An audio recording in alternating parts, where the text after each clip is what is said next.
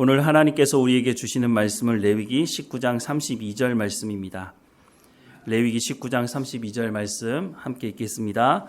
너는 셈 머리 앞에서 일어서고 노인의 얼굴을 공경하며 내 하나님을 경외하라. 나는 여호와이니라. 아멘. 2008년도에 노인을 위한 나라는 없다라는 영화가 개봉했는데요. 혹시 보신 분들이 있는지 모르겠습니다. 영화 내용은 이렇습니다. 사냥을 나간 어떤 사람이 사냥을 하다가 땅바닥에 피가 있는 것을 보면서 이게 웬 피지? 하고 그 피를 따라 가다 보니까 광야 넓은 들판에 차들이 뺑 둘러서 있는데 저게 뭐지? 하고 다가가 보니까 사람들이 다 쓰러져서 죽어 있는 겁니다. 그리고 한 차에 보니까 마약이 실려 있었습니다. 마약 거래를 하다가 무슨 문제가 있었는지 서로 총을 쏴서 모두가 죽은 것으로 보였습니다. 그런데 마약이 그대로 있는 걸 보니까 분명히 돈이 있을 텐데 생각을 했던 것 같습니다. 그리고 주변을 찾아보니까 어떤 사람이 나무 밑에 앉아 있는데 그 옆에 가방 하나가 있었습니다. 그 사람이 살아있는지 확인을 해야 되지 않겠습니까? 괜히 접근했다가 자기도 죽을 수 있으니까. 시간이 흘러도 그 사람이 움직이지 않는 걸 보면서 죽었구나라는 생각을 하고 다가가 보니까 정말 그 사람 옆에 돈가방이 엄청나게 많은 돈이 담겨 있는 가방이 있었습니다. 그 가방을 가지고 이 사람이 도망을 가게 되는데요. 그것을 알게 된 이 마약 조직의 두목이 킬러를 고용합니다. 그 킬러에게 돈을 찾아오라는 거죠. 이 킬러가 이제 이 돈을 찾으러 그 사람을 찾아다니는데 그 과정을 알게 된 그 마을에 있던 나이 많은 보안관이 그 뒤를 쫓게 됩니다. 영화는 간단합니다. 이 킬러가 돈을 가진 사람뿐만 아니라 관련된 모든 사람을 죽이게 됩니다. 그리고 마지막에 돈을 훔쳐간 그 사람도 죽게 되고 그 가족들도 죽임을 당하게 되고 이렇게 치밀하게 관련된 모든 사람을 죽이는 이 사람조차도 마지막에는 교통사고가 나서 큰 부상을 얻게 되는 그런 영화입니다. 어떻게 보면 내용은 간단합니다. 어떻게 될지 모르는 세상 속에서 누구도 이익을 가져가지 못하는 그런 모습을 보여주는 영화가 아닌가 싶은 생각을 합니다. 킬러 뒤를 쫓는 보안관은 나이가 많은 노인으로 등장을 합니다. 그런데 이 사람이 항상 한 발 뒤 늦다 보니까 어떤 문제도 해결하지 못하고 어떤 사람도 살리지 못하게 됩니다. 그리고 나서 마지막 장면에 이 노인이 된 은퇴를 하게 된 보안관이 자신이 보안관 역할을 이렇게 해왔는데 아무것도 어떤 문제도 해결할 수 없는 모습을 보면서 절망하는 모습을 보여주게 되는 것을 볼 수 있습니다. 그런데 노인을 위한 나라는 없다. 이 내용과 이 제목이 무슨 관계가 있나 싶은 생각을 하게 되는데요. 여기서 말하는 노인은 단순히 나이 많이 들었다라고 하는 노인을 말하는 것이 아닙니다. 여기서 말하는 나이 많은 보안관이 노인을 대표하는데요. 무엇을 상징을 하느냐면 구시대의 가치관의 몰락을 의미하는 것입니다.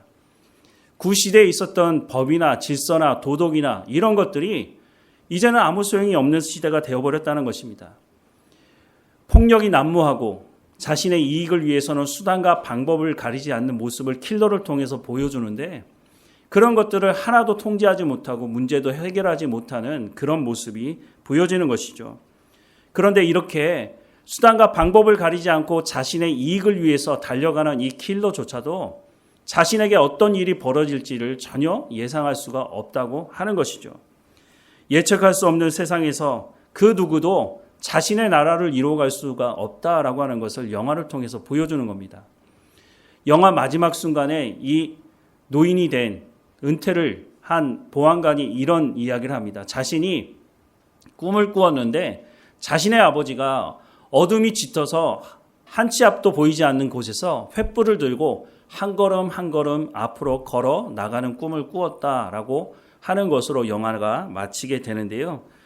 오늘 우리가 살아가는 이 시대가 이런 시대가 아닌가 하는 생각을 해보게 됩니다. 여러분 꼰대라는 말 아십니까? 어른 중에 옛날 이야기 잔소리처럼 하는 권위가 없는 권위주의에 빠져있는 사람들을 일컬어서 나이가 적은 사람들이 나이가 많은 사람들 대체적으로 그렇죠. 그런 사람들을 향해서 비속어로 사용하는 말입니다. 언제부터 이 말이 사용되었는지, 유래가 어떻게 되었는지 사실 정확하게 알 수가 없습니다. 그런데 꼰대라고 말하는 사람들이 왜 꼰대라는 말을 듣습니까? 말이 통하지 않는다는 거죠. 그런데 자세히 들어보면 꼰대라고 하는 그 사람들이 하는 말이 다 틀렸느냐? 그렇지는 않다고 하는 것입니다. 그런데 왜 꼰대라는 말을 하고 꼰대라는 말을 듣게 될까요? 지금과 옛날과의 환경이 다르다는 거죠. 무엇보다 그 꼰대라고 하는 사람들이 말하는 그 말이 맞기는 맞는데, 그 사람이 하는 말이 분명히 맞기는 맞는데 그 사람도 그렇게 삶을 살아가지 않는다고 하는 것이죠. 경찰관이 빨간불에 건너는 사람을 잡아가지고 딱지를 뗐는데 그 경찰관이 아무 일도 없는데 빨간불에 자꾸 건너다닌다면 딱지를 떼인 사람은 어떤 생각을 하겠습니까? 권위라고 하는 것은 그 권위를 자기가 세우는 것이 맞기도 하지만 다른 사람이 인정해 주는 것입니다. 어떤 사람을 권위 있다고 말합니까? 그 사람이 한 말을 그대로 행할 때 그 사람의 말에 권위가 있다, 그렇게 말을 하는 거죠. 그런데 잘못된 권위주의에 빠진 사람들은 말만 하지 행동을 하지 않는 사람들이라고 하는 것입니다. 제가 결혼을 앞둔 사람들이나 결혼을 해서 신혼 초에 있는 사람들한테 간혹 이런 말을 합니다. 결혼해서 살면 살수록 좋다. 그런데 이 말에 동의하는 사람들이 별로 없어요. 세상 사람은 더더욱이 그런데요. 자기 아내를 자랑하는 사람들을 세상에서는 팔불출이라고 말합니다. 비꼬는 거죠. 그런데 이거는 상당히 비성경적인 말이라고 생각을 하게 됩니다. 가정이 행복하지 않은데 어떻게 사회가 행복할 수 있겠습니까? 가정의 행복을 모든 사람들이 바라지만 자신의 가정이 행복하다고 말하는 사람들은 그렇게 많지 않다는 것이죠. 제가 살면 살수록 행복하다, 결혼을 해서 행복하다 이렇게 말하는 것을 들으면 아마 꼰대라고 생각할지도 모르겠습니다. 그런데 제 아내의 말도 들어보고 저희 집에 와서 교제를 해보면 이 말이 맞는데? 이런 얘기를 하실 수밖에 없을 것입니다. 행복한 가정을 이루는 것은 사실 무슨 특별한 비밀이 있지 않습니다. 이미 성경에서 다 말씀해 주고 있는데요. 예수 믿는 사람들에게 행복한 가정을 이루는 방법이 뭐냐라고 말해 줄 때는 사실 간단합니다. 예수님 구주로 영접하고 하나님의 말씀을 듣고 순종하면 된다, 이렇게 말을 하면 되는 것이죠. 그런데 이 말을 모르는 사람들은 거의 없는데 이렇게 실제로 삶을 살아가는 부부는 그렇게 많지 않다는 것이죠. 그러니까 다 안다고 말하면서 살면 살수록 너무 행복하다라는 말을 사실 말하기 쉽지 않다고 하는 것입니다. 그래서 제가 종종 얘기하지만 자녀를 위해서 기도하는 것 중요합니다. 하지만 자녀를 위해서 기도하는 것보다 나 자신을 위해서 기도하는 것이 더 중요하고, 남편은 아내는 남편을 위해서 기도하는 것이 너무너무 중요하다고 말씀하는 이유가 여기 있습니다. 부모가 먼저 본을 보여주지 않는다면 어떻게 자녀가 보면서 나도 저런 행복한 가정을 이루어야지 이런 생각을 하게 되겠습니까? 지금부터라도 내가 하나님의 자녀로서의 삶을 온전히 살아가게 된다면 그래, 저렇게 살아가는 게 맞지라고 하는 것을 가장 먼저 자녀들이 아마 고백하지 않을까 싶은 생각을 합니다. 그런데 우리가 만약 꼰대라는 이야기를 듣고 있다면 내가 어떤 말을 하고 있지? 내가 하는 말대로 나는 삶을 살아가고 있나? 라고 하는 것을 점검해 봐야 하겠습니다. 이렇게 꼰대라는 말이 요즘 시대에 사용되는 말이긴 하지만 예수님 시대에도 꼰대 그 이상의 사람들도 있었다고 하는 것입니다. 마태복음 23장 말씀에 보면 이에 예수께서 무리와 제자들에게 말씀하여 이르시되 서기관들과 바리새인들이 모세의 자리에 앉았으니 그러므로 무엇이든지 그들이 말하는 바는 행하고 지키되 그들이 하는 행위는 본받지 말라. 그들은 말만 하고 행하지 아니하며 라 말씀합니다. 이게 바로 꼰대인 거죠. 자기는 말하면서 행하지 않는 사람들.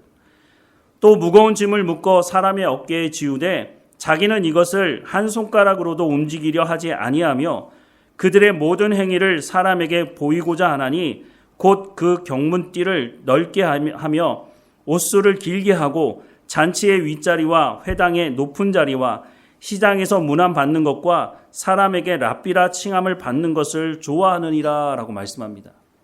13절 말씀을 보면 화 있을진저 외식하는 서기관들과 바리새인들이여 너희는 천국문을 사람들 앞에서 닫고 너희도 들어가지 않고 들어가려 하는 자도 들어가지 못하게 하는도다. 화 있을진저 외식하는 서기관들과 바리새인들이여, 너희는 교인 한 사람을 얻기 위하여 바다와 육지를 두루 다니다가 생기면 너희보다 배나 더 지옥 자식이 되게 하는도다 라고 말씀합니다. 그러니까 꼰대 그 이상이죠. 23절 말씀에 화 있을진저 외식하는 서기관들과 바리새인들이여, 너희가 박하와 회향과 근처의 11조는 들이되 율법에 더 중한 바 정의와 긍휼과 믿음은 버렸도다. 그러나 이것도 행하고 저것도 버리지 말아야 할지니라. 맹인된 인도자여, 하루살이는 걸러내고 낙타는 삼키는도다. 화 있을진저 외식하는 서기관들과 바리새인들이여, 잔과 대접의 겉은 깨끗이 하되 그 안에는 탐욕과 방탕으로 가득하게 하는도다. 눈먼 바리새인이여, 너는 먼저 안을 깨끗이 하라. 그리하면 겉도 깨끗하리라. 화 있을진저 외식하는 서기관들과 바리새인들이여, 회칠한 무덤 같으니 겉으로는 아름답게 보이나 그 안에는 죽은 사람의 뼈와 모든 더러운 것이 가득하도다. 이와 같이 너희도 겉으로는 사람에게 옳게 보이되 안으로는 외식과 불법이 가득하도다 라고 말씀하고 있습니다. 예수님이 서기관들과 바리새인들을 향해서 회칠한 무덤이라고 말하고 있습니다. 이 사람들은 시장 거리에서 사람들이 모여 있는 곳에서 큰 소리로 하나님의 말씀을 암송하는 사람들이긴 하지만, 이 사람들은 스스로 거룩하게 생각하고 사람들로부터 더 높은 자리에 올라가기를 원하는 그런 사람들이라고 하는 거죠. 그런데 이 사람들이 하나님의 말씀을 가장 먼저 왜곡하는 사람들이고 하나님의 말씀대로 순종하지도 않는 사람들이라고 하는 것입니다. 이 사람들이 하나님의 말씀을 왜곡했다고 하는 가장 큰 증거는 예수님을 알아보지 못했고 예수님을 정치범으로 몰아서 예수님을 십자가에 못 박아 죽였다고 하는 것입니다. 그러니 꼰대 그 이상이라고 말하는 것이 맞죠. 그런데 오늘 우리 한국 사회가 이렇게 발전된 모습은 한국 전쟁 이후에 폐허가 됐던 그 자리에서 우리의 부모님들, 우리의 할아버지, 할머니들이 자기가 헌신하고 뼈를 깎는 그 고통 속에서도 인내하면서 이 자리까지 왔다고 하는 것을 오늘을 살아가는 젊은 사람들은 잊지 말아야 한다고 하는 것입니다. 그런데 이 가운데에서도 아름답지 못한 과거도 있었다고 하는 것입니다. 그것이 바로 잘못된 권위의식 속에 살아온 모습이 있었다는 것이죠.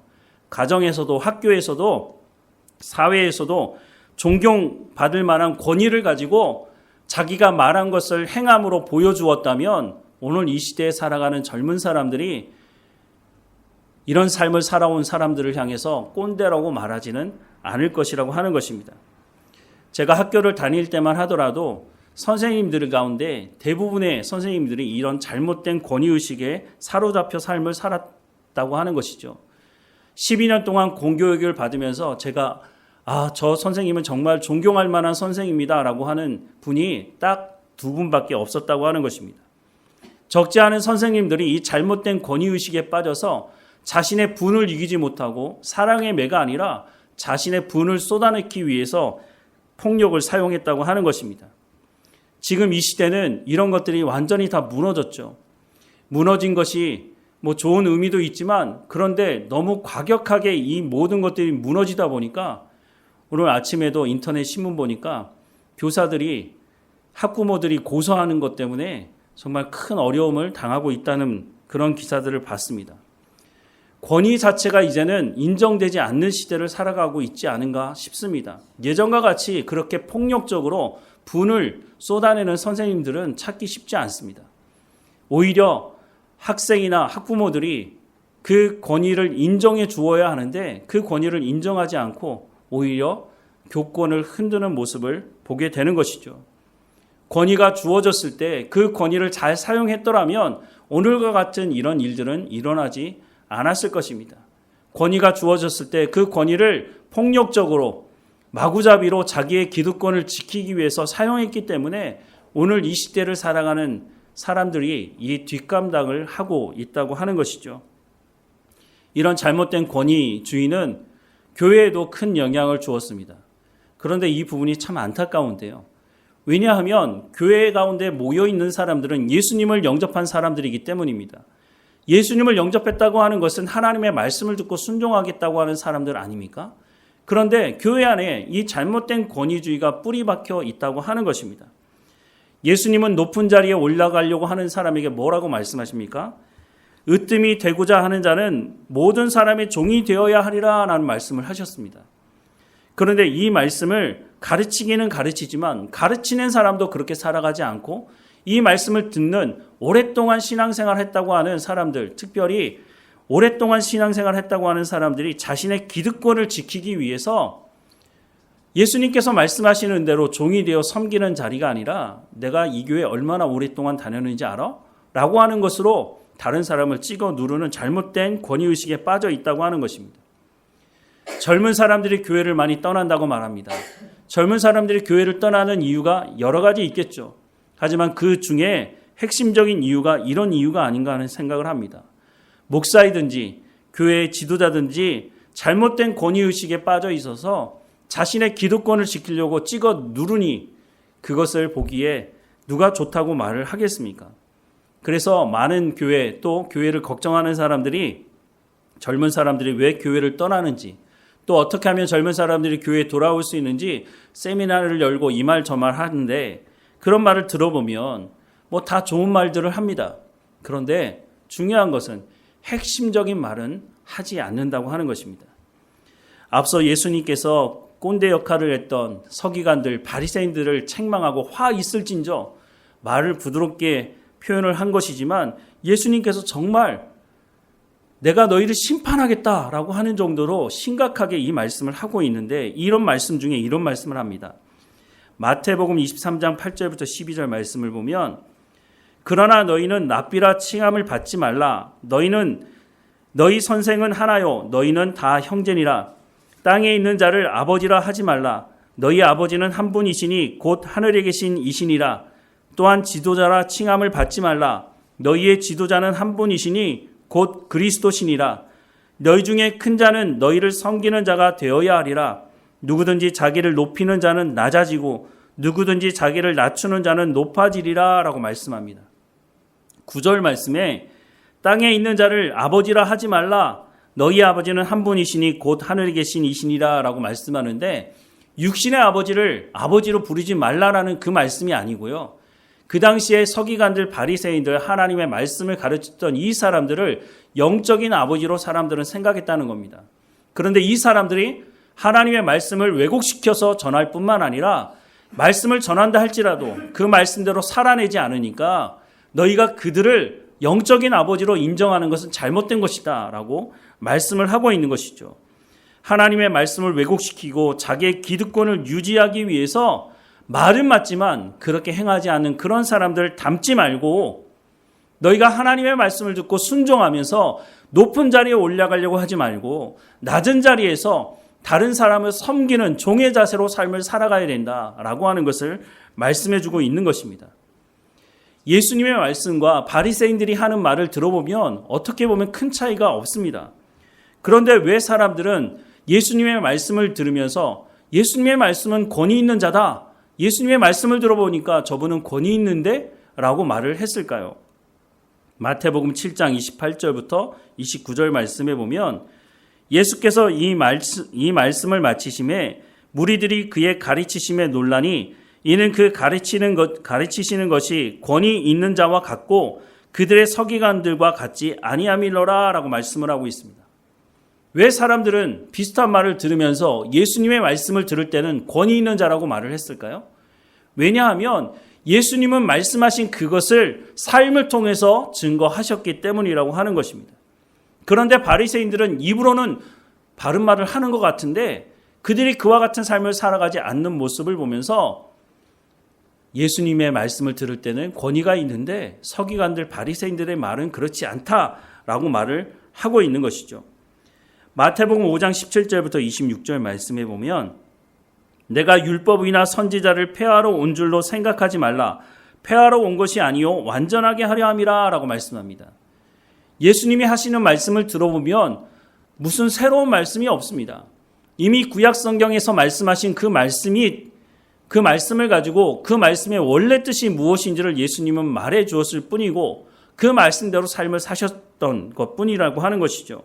계속 말씀을 보면 진실로 너희에게 이르노니 천지가 없어지기 전에는 율법의 1.1억도 결코 없어지지 아니하고 다 이루리라. 그러므로 누구든지 이 계명 중에 지극히 작은 것 하나라도 버리고 또 그같이 사람을 가르치는 자는 천국에서 지극히 작다 일컬음을 받을 것이요 누구든지 이를 행하며 가르치는 자는 천국에서 크다 일컬음을 받으리라. 내가 너희에게 이르노니 너희 의가 서기관과 바리새인보다 더 낫지 못하면 결코 천국에 들어가지 못하리라 라고 말씀합니다. 이 말씀의 핵심이 뭡니까? 하나님의 말씀을 들었다면 그 말씀대로 순종하며 살라는 것입니다. 그렇지 않다면 너희도 바리새인과 서기관들처럼 똑같이 화 있을진저라고 하는 그런 말을 들을 수 있다는 것이죠. 옛사람에게 말한 바 살인하지 말라. 누구든지 살인하면 심판을 받게 되리라 하였다는 것을 너희가 들었으나 나는 너희에게 이르노니 형제에게 노하는 자마다 심판을 받게 되고 형제에 대하여 라가라 하는 자는 라가는 욕을 말하는 것이죠. 공회에 잡혀가게 되고 미련한 놈이라 하는 자는 지옥불에 들어가게 되리라. 그러므로 예물을 제단에 드리려다가 거기서 내 형제에게 원망들을 만한 일이 있는 것이 생각나거든 예물을 제단 앞에 두고 먼저 가서 형제와 화목하고 그 후에 와서 예물을 드리라. 너를 고발하는 자와 함께 길에 있을 때에 급히 사화하라. 그 고발하는 자가 너를 재판관에게 내어주고 재판관이 옥리에게 내어주어 옥에 가둘까 염려하라. 진실로 내게 이르노니 내가 한 푼이라도 남김없이 다 갚기 전에는 결코 거기서 나오지 못하리라 라고 말씀합니다. 예수님은 이 말씀을 하시면서 원래의 뜻이 무엇인지를 말씀해 주고 있는 것이죠. 너희가 그냥 실제로 살인하지 않았기 때문에 살인하지 않은 이 말씀을 제대로 지킨 것이 아니라 너희 마음속에 그 형제를 살인하고 싶은 마음을 품었다면 그것조차도 잘못된 것이다 라고 그 원래의 의미를 말씀해 주는 것이죠. 그리고 예수님께서 이 말씀대로 살아가시는 모습을 보면서 사람들은 예수님이 권위 있는 자다라고 평가를 내리게 되는 것이죠. 이런 예는 성경에 많이 있습니다. 대표적인 예가 내 이웃이 누굽니까? 라고 물었던 율법사와의 대화 속을 통해서 알 수 있는데요. 누가복음 10장 29절부터 37절 말씀해 보면 우리 같이 읽어볼까요? 그 사람이 자기를 옳게 보이려고 예수께 여짜오되 그러면 내 이웃이 누구니이까? 예수께서 대답하여 이르시되 어떤 사람이 예루살렘에서 여리고로 내려가다가 강도를 만나매 강도들이 그 옷을 벗기고 때려 거의 죽은 것을 버리고 갔더라. 마침 한 제사장이 그 길로 내려가다가 그를 보고 피하여 지나가고 또 이와 같이 한 레위인도 그곳에 이르러 그것을 보고 피하여 지나가되 어떤 사마리아 사람은 여행 중 거기 이르러 그를 보고 불쌍히 여겨 가까이 가서 기름과 포도주를 그 상체에 붓고 싸매고 자기 짐승에 태워 주막으로 데리고 가서 돌보아 주니라. 그 이튿날 그가 주막 주인에게 데나리온 2를 내어주며 이르되 이 사람을 돌보아 주라. 비용이 더 들면 내가 돌아올 때에 갚으리라 하였으니 내 생각에는 이 세 사람 중에 누가 강도 만난 자의 이웃이 되겠느냐. 이르되 자비를 베푼 자니이다. 예수께서 이르시되 가서 너도 이와 같이 하라 하시니라 라고 말씀합니다. 우리가 잘 알고 있는 내용이기도 하는데요. 사마리아 사람은요, 유대인들이 상종하지 않는 사람입니다. 왜냐하면 사마리아 사람들은 나라가 망할 때에 아수르에게 망했는데 아수르 정책이 피를 섞는, 그러니까 자기 민족과 정복한 나라와 피를 섞는 정책을 폈습니다. 그런데 남유다는 포로로 붙잡혀 갔으니까 순수 혈통을 지킬 수 있었죠. 그런데 두 나라 다 하나님 말씀에 순종하지 않고 우상을 숭배한 것 때문에 망한 것 아닙니까? 그런데 남쪽에 살고 있었던 남유다 사람들은 자신들이 더 깨끗하다라고 생각을 한 거죠. 피가 섞인 저 사마리아 사람들은 이방인과 똑같아. 그러니까 저 사람들과는 상종하지 말아야 돼. 그런 역사가 수백 년이 되었다고 하는 것이죠. 예수님 시대에도 마찬가지였습니다. 그런데 그 사마리아 사람만이 이 강도 맞는 사람을 도와주었다고 말합니다. 레위인과 제사장, 예루살렘에서 여리고로 내려가는 중에 이 상황을 목격했다고 말합니다. 예루살렘에 뭐가 있습니까? 성전이 있죠. 이 사람들이 성전에서 뭐 했겠습니까? 하나님께 제사를 드렸겠죠. 오늘로 얘기하자면 예배를 드리고 자기 집으로 돌아가고 있었던 것으로 보여집니다. 만약에 이 사람들이 성전에 올라가서 제사를 집례하려고 했다면 어느 정도 이해가 될지도 모르겠습니다. 왜냐하면 피를 흘린 사람을 만지거나 혹시 죽었을지도 모르니까 죽은 사람을 만지게 되면 부정하게 되고 제사를 드릴 수가 없으니까. 그런데 예수님 예를 들 때에 예루살렘에서 여리고로 내려갈 때라고 말하고 있습니다. 그러면 가서 도와줘야죠. 그런데 이 사람을 돕지 않고 사마리아 사람만 도왔다라고 말씀을 하고 있습니다. 그리고 율법사에게 묻죠. 누가 이 강도 만난 사람의 이웃이냐? 그때 이 율법사가 사마리아 사람입니다. 이렇게 말하면 얼마나 좋을까요? 그런데 이 사람이 그 말은 하고 싶지 않은 거죠. 그래서 자비를 베푼 자입니다. 라고 말을 합니다. 예수님은 이것을 말씀으로만 하신 것이 아닙니다. 예수님은 이방인에게 또 가난한 자에게 병든 자에게 가까이 하셨고 그들에게 복음을 전하셨다라고 말씀합니다. 마가복음 7장 31절 말씀해 보면 예수께서 다시 두로 지방에서 나와 시돈을 지나 데가볼리 지방을 통과하여 갈릴리 호수에 이르시매라고 말씀합니다. 예수님은 유대인들에게만 말씀을 전하지 않으셨습니다. 두로, 시돈, 데가볼리 이런 곳은 다 이방인들이 주로 사는 곳이었습니다. 그래서 이방인들이 사는 곳에서 예수님 뭐 하셨을까요? 복음을 전하신 거죠. 이방인들에게도 복음을 전하고 이방인 중에서도 병이 든 사람들을 고쳐주시고 예수님께서 말로만 그런 것이 아니라 실제적인 삶에서 그렇게 행하시는 모습을 보면서 사람들은 예수님을 향해서 권위 있는 자다 그렇게 말을 했다고 하는 것입니다. 오늘 교회 안에 무너져 있는 권위를 어떻게 세울 것인지, 교회를 떠난 사람들이 어떻게 교회로 돌아오게 할 것인지 이미 예수님께서 삶으로 보여주시고 있다고 하는 것입니다. 한마디로 간단하게 말씀을 드리자면 오늘 우리가 하나님의 말씀으로 돌아가야 한다고 말씀을 하는 것입니다. 초대 교회 중에 가장 많은 문제를 안고 있었던 고린도 교회를 향해서 그 문제를 해결하는 길이 어떤 길인지를 바울이 고린도 전서를 통해서 말씀하고 있는데요.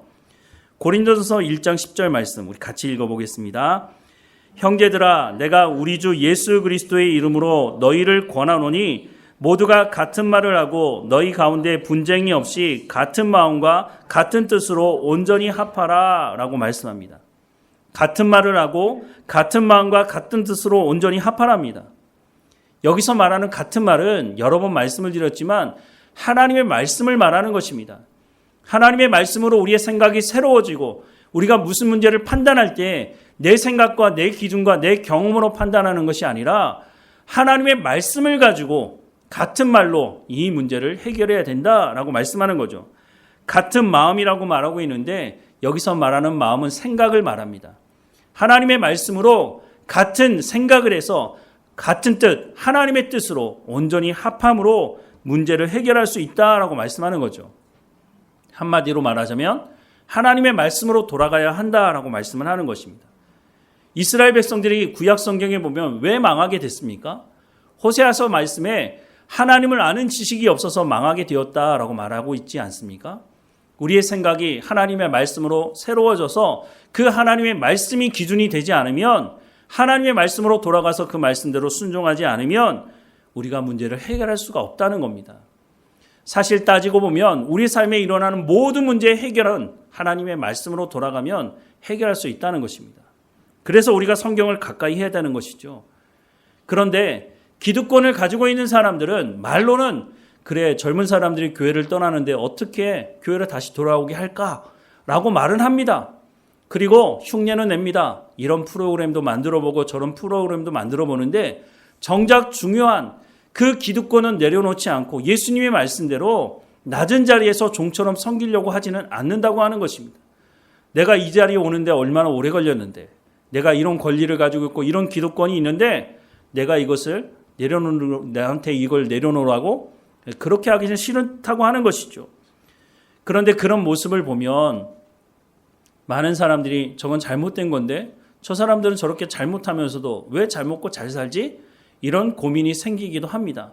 실제로 그렇게 기득권을 내려놓지 않으려고 하는 사람들의 모습을 보면 여전히 잘 먹고 잘 사는 사람들이 적지가 않다고 하는 것이죠. 시편 73편 말씀에 이런 말씀을 합니다. 같이 읽어보겠습니다. 이는 내가 악인의 형통함을 보고 오만한 자를 질투하였음이로다. 그들은 죽을 때에도 고통이 없고 그 힘이 강건하며 사람들이 당하는 고난이 그들에게는 없고 사람들이 당하는 재앙도 그들에게는 없나니 그러므로 교만이 그들의 목걸이요 강포가 그들의 옷이며 살찜으로 그들의 눈이 솟아나며 그들의 소득은 마음의 소원보다 많으며 그들은 능욕하며 악하게 말하며 높은 데서 거만하게 말하며 그들의 입은 하늘에 두고 그들의 혀는 땅에 두루 다니도다라고 말합니다. 그렇지 않습니까? 기득권을 가지고 있는 사람들이 보니까 잘 먹고 잘 살고 있습니다. 분명히 저들이 잘못된 권위의식에 빠져서 교회를 어지럽히고 있는데 여전히 잘 먹고 잘 살고 있는 모습을 보면서 좀 이해가 되지 않죠. 그런데 여러분 생각해 보십시오. 그것이 복일까요? 저주일까요? 하나님은 여기서 끝내지 않습니다. 18절과 19절 보면 주께서 참으로 그들을 미끄러운 곳에 두시며 파멸에 던지시니 그들이 어찌하여 그리 갑자기 황폐되었는가 놀랄 정도로 그들은 전멸하였나이다 라고 말씀하고 있습니다. 모두가 다 하나님 앞에 서게 되어 있습니다. 하나님께서 부르시는데 가지 않을 사람이 누가 있습니까? 모두가 하나님 앞에 서게 되는데 그때 하나님께서 뭐라고 말씀하신다고요? 불법을 행하는 자들아 내게서 떠나가라 라고 말씀을 하신다는 것입니다. 이 사람들은 그런데 왜 하나님을 두려워하지 않을까요? 성경에 이미 그 결과가 어떻게 나올지를 다 말씀해 주고 있는데 이 말씀을 들으면서도 왜 자신의 기득권을 내려놓지 않고 하나님을 두려워하지 않고 이런 잘못된 권위의식에 빠져 살아갈까요? 왜냐하면 지금 잘 먹고 잘 살고 있기 때문이라고 하는 것이죠. 그러면 과연 이것이 그 사람들에게 복일까요? 저주일까요?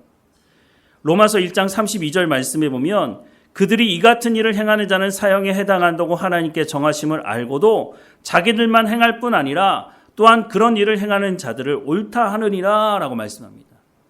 왜 이렇게 행할까요? 하나님의 말씀을 듣지 않는 것입니다. 왜 하나님의 말씀을 듣지 않았다고 말합니까? 행하지 않으니까. 아무리 하나님의 사람들이 하나님의 말씀을 전해도 그 말씀을 듣지 않으니까 회개할 수가 없다고 하는 것입니다. 그러면 이것이 지금 당장 살 때는 잘 먹고 잘 사는 것처럼 보여질지 모르지만 하나님 앞에 섰을 때에 불법을 행하는 자들아 내게서 떠나가라고 하는 이 결론이 준비되어져 있다고 한다면 지금 잘 먹고 잘 사는 것이 그 사람들에게는 복이 아니라 저주일 수밖에 없다는 것입니다. 왜냐하면 하나님 말씀을 듣지 않으니 자신에게 무슨 문제가 있는지 전혀 모르고 회개하지 않으니 하나님 앞에 이런 말을 들을 수밖에 없는 자리에 나갈 수밖에 없다고 하는 것이죠. 오늘 본문의 말씀에 보면 너는 샘머리 앞에서 일어서고 노인의 얼굴을 공경하며 내 하나님을 경외하라. 나는 여호와이니라 라고 말씀을 하고 있습니다. 앞서도 잠깐 말씀을 드렸지만 오늘 이 시대에 우리가 누리고 있는 이 많은 것들은 우리의 부모님, 할아버지, 할머니들이 뼈를 깎는 고통을 감수하고 그 모든 것들을 참고 인내했기 때문에 우리가 이 시대에 이 많은 것들을 누릴 수 있다고 하는 것입니다. 너무너무 감사해야 될 일이라고 생각을 합니다. 그런데 또 중간에 말씀을 드렸지만 그 모든 일을 거치면서도 잘못된 권위의식에 빠져서 잘못된 일을 행하기도 했다고 하는 것이죠. 샘머리 앞에 일어서고 노인의 얼굴을 공경하라는 말, 우리가 한편으로는 받아들여야 되지만 이 시대 많은 사람들은 이런 생각을 하고 살아가고 있지 않다고 하는 것이죠. 그런 이유가 물론 잘하신 부분도 있지만 잘못된 권위의식에 빠져서 살아온 부분이 있기 때문에 아예 잘된 것들도 사람들이 인정하지 않으려고 한다고 하는 것입니다. 앞서도 말씀을 드렸지만 꼰대라고 하는 사람들이 하는 말이 다 틀린 말은 아닙니다. 그런데 그들이 그와 같은 삶을 살아가지 않으니까 그들이 하는 말 자체 모든 것들을 다 틀린 거야 라고 말을 하고 있다고 하는 것이죠. 어떻게 보면 한 치 앞도 보이지 않는 깜깜한 어두운 시대를 살아가고 있는 것이 아닌가 하는 생각을 합니다. 과거의 좋은 것들도 다 무시하고 수단과 방법을 가리지 않고 자신의 이익만 쫓아가는 이런 시대에 어떻게 보면 우리가 이 시대를 어떻게 살아가야 될까? 앞이 하나도 보이지 않는데 그러면 나도 똑같이 그들과 같은 삶을 살아가야 되는 건가? 하는 생각을 하게 되는 것이죠. 앞서 말씀을 드린 것처럼 저렇게 악을 저지르고 잘못된 권위의식에 빠져서 기득권을 포기하지 않는 저 사람들 잘 먹고 잘 사는데 그러면 나도 그와 같은 삶을 살면 나도 잘 먹고 잘 살 수 있지 않을까? 하는 그런 유혹을 받을 수밖에 없는 것이죠. 말씀을 시작하면서 노인이 있는 나라는 없다라고 하는 그 영화, 노인의 나라는 없다라고 하는 그런 영화에 대해서 끝에 부분에 뭐라고 말씀을 드렸습니까? 어둠이 짙은 그곳에 자기가 꿈을 꿨는데 자기 아버지가 횃불을 들고 걸어갔다고 말하지 않습니까? 어떻게 보면 권위가 무너진 교회 안에서 지금이 정말 제대로 된 권위를 세울 수 있는 그때가 아닌가 하는 생각을 해보게 됩니다. 한 치 앞도 보이지 않는 곳에서 작은 불빛이지만 그 불빛 때문에 소망을 가지고 살아가는 사람들이 있게 될 것이라고 말해주고 있는 것이죠. 이런 면에 있어서 저희 교회 어르신들 보면 참 감사하고 존경하고 싶은 생각이 드는 때가 종종 있습니다. 모든 성도들이 예배를 사모하기도 하지만 어르신들 중에 한 주라도 예배를 참석하지 못하고 또 출타하는 경우는 내가 빨리 예배에 가서 예배 드리고 싶은데 라고 말씀하시기도 하십니다. 그런 모습을 볼 때마다 큰 도전이 됩니다. 또 어떤 분은 목사님 이제 제가 유명한 목사들 설교 이제 못 듣겠어요. 목사님 설교만 들어요 라고 말씀하기도 하십니다. 유명한 목사들 설교하고 제 설교를 들어보면 비교가 되는 부분이 많이 있죠. 무슨 유머가 있습니까? 무슨 재미있는 이야기도 없고 예화도 특별한 것도 없고 그냥 성경의 말씀만 쭉 하고 있는데 근데 그 말씀을 쭉 듣다 보니까 이제는 예화 많이 들고 그런 설교 못 듣겠다고 하시는 이야기도 듣게 됩니다. 그런 이야기를 들을 때마다 더 열심히 노력해야겠다 하는 생각을 해보기도 합니다. 주변에 예배에 오랫동안 출석하지 않은 분이 있으면 먼저 나서서 전화하려고 하시고 또 새로운 사람이 오면 먼저 다가서서 가장 먼저 말씀하시고 배려해 주시는 분들이 우리 교회 어르신들이라고 하는 것이죠. 목사보다 낫다는 생각을 합니다.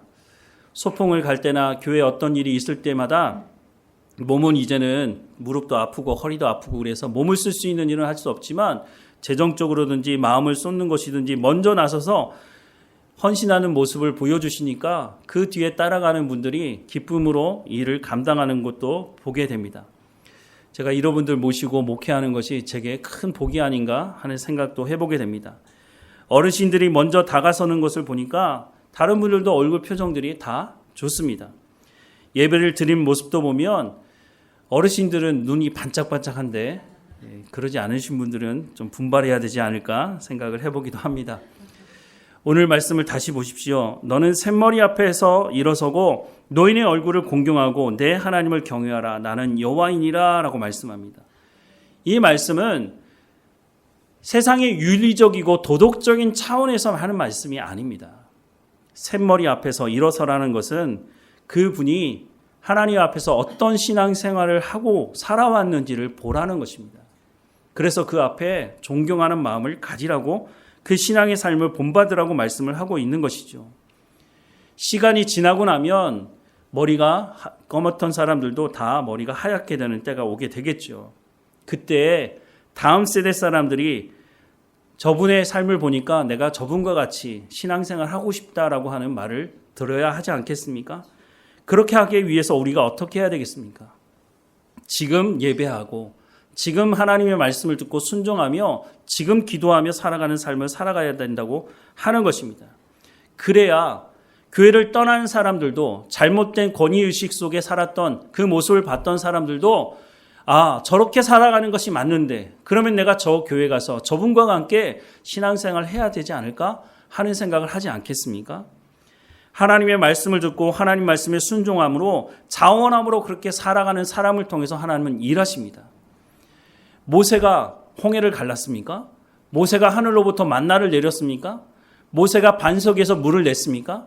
하나님이 하신 것이죠. 그런데 모세가 했다고 하는 것은 하나님 앞에 그 말씀을 듣고 순종하는 삶을 살아갔을 뿐이라고 하는 것입니다. 그런데 하나님 말씀을 듣고 순종하는 것도 사실 만만치 않습니다. 왜냐하면 모세가 하나님 말씀 듣고 순종할 때 어떤 일이 일어났습니까? 이스라엘 백성들이 돌을 쳐서 죽이려고 했고 모세의 말을, 모세의 권위를 인정하려고 하지 않는 시간이 상당히 오래 있었다고 하는 것입니다. 그런데 시간이 지나고 나서 이스라엘 백성들이 가장 존경하는 지도자가 누구냐라고 하면 모세가 첫 번째 아니면 두 번째라고 말하고 있다고 하는 것이죠. 사랑하는 여러분, 젊은 사람들을 향해서 샘머리 앞에 일어서며라고 말하는 말은 맞습니다. 하지만 이 말씀은 젊은 사람들을 향해서만 하는 말씀이 아닙니다. 내가 샘머리가 되었을 때 그 말을 들을 수 있도록 하나님 앞에 우리가 온전한 신앙의 삶을 본을 보이는 신앙의 삶을 살아가야 된다라고 하는 것을 말씀해주고 있기도 하다고 하는 것이죠. 언제가 될지 모르지만 하나님 부르시면 여기 있는 모든 사람들 다 하나님 앞에 가야 하는 것이죠. 장례식을 진행할 때에 권사님, 집사님 함께 신앙생활 할 수 있어서 너무 감사했습니다. 저도 권사님이나 집사님 따라서 존경받는 신앙의 삶을 살아가고 주님 부르시는 그날에 천국에서 내가 그런 삶을 살았다고 고백할 수 있도록 내가 그런 삶을 살아가겠습니다라고 고백할 수 있는 우리 모두가 되기를 소망합니다. 하나님께서 주시는 말씀을 가지고 우리 마음에 새기고 순종하며 한 걸음 한 걸음 살아간다면 모두가 다 오늘 본문의 말씀처럼 샘머리 앞에 일어서는 일들을 보게 될 것이라고 하는 것입니다. 그래서 그런지 모르겠는데 제 머리가 빨리 희게 되는 게 그런 이유가 아닌가 하는 생각도 해보게 되는데 모두가 다 하나님 앞에서 정말 신앙생활 열심히 잘하다 왔구나 라고 하는 칭찬만 하는 말을 들을 뿐만 아니라 이 땅에서도 샘머리 앞에 일어서는 우리의 젊은 사람들을 볼 수 있도록 우리가 먼저 본을 보이는 신앙의 삶을 살아가는 우리의 삶이 되기를 주님의 이름으로 축원합니다. 우리 다 함께 결단의 찬송 이후에 결단의 기도를 드리겠습니다.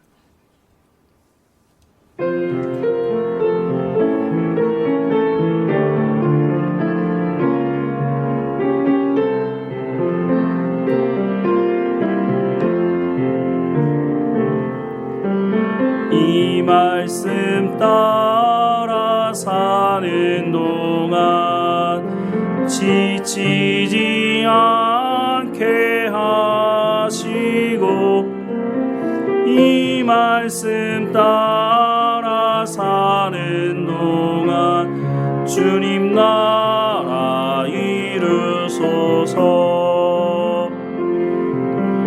이 말씀 따라 사는 동안 지치지 않게 하시고 이 말씀 따라 사는 동안 주님 나라 이루소서. 오늘 들었던 말씀을 가지고 하나님께 은혜를 구하며 기도하십시다. 우리가 우리 뒤를 따라오고 있는 믿음의 사람들을 향해서 나와 같이 신앙생활하라고 말할 수 있도록 우리가 존경받는 권위 있는 신앙의 삶을 살아갈 수 있도록 오늘 하나님 앞에 순복하며 하나님 말씀을 듣고 성령의 열매를 맺는 예배를 사모하고 말씀을 사모하며 기도의 자리를 사모하는 우리 모두가 될 수 있도록 인도해 달라고, 우리의 삶에 풍성한 성령의 열매가 맺어질 수 있도록 인도해 달라고 우리 다 함께 은혜를 구하며 기도하십시다.